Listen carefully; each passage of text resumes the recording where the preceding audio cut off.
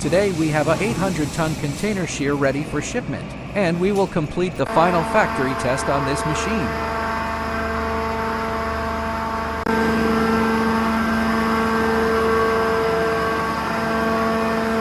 The electrical box of this machine is composed of components from Schneider, Omron, Siemens, and Mitsubishi.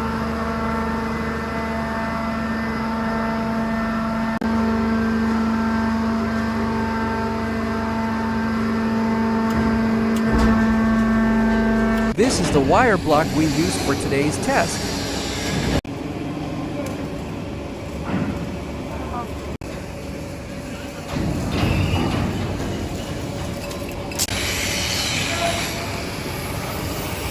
The test bales are lifted and transported to the container shear.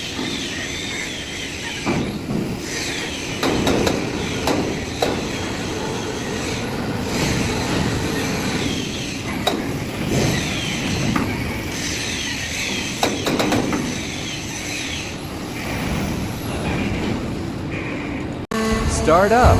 Start cutting.